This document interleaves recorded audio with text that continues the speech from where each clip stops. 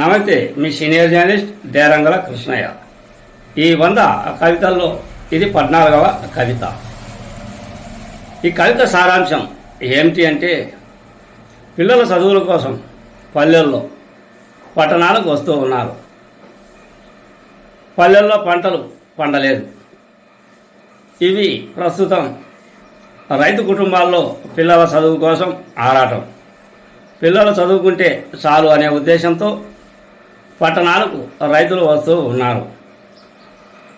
ఈ పనితీరు ప్రస్తుతం పల్లెల పిల్లల పట్ల చదువుల తీరు ఇలా ఉంది అన్నదే నా ఈ కవిత. నా కవితల పుస్తకం నీకు నచ్చితే 9440353054 ఫోన్ చేస్తే నా పుస్తకం మీకు అందుబాటులోకి వస్తుంది. ఇక నా ఛానల్ మీరు లైక్ చేయండి, షేర్ చేయండి, సబ్స్క్రైబ్ చేయండి.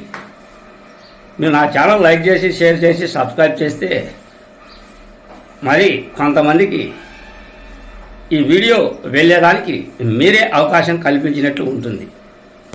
చూడండి ఈ కవిత ఇలా. పిల్లల చదువుల కోసం తల్లిదండ్రులు పట్టణాలకు వలసలు, పల్లెల్లో ఉన్న పాడి పంటలకు సెలవులు, పంటలు వేసే రైతే రాజు అనే అన్నకు రాణింపు లేని రోజులు గడిచాయి.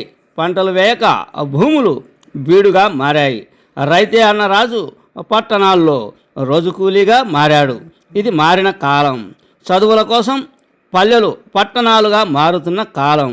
ఇది పోయే కాలమా, లేక రాబోయే రోజుల్లో పంటలు లేక పస్తులుండే కాలమా?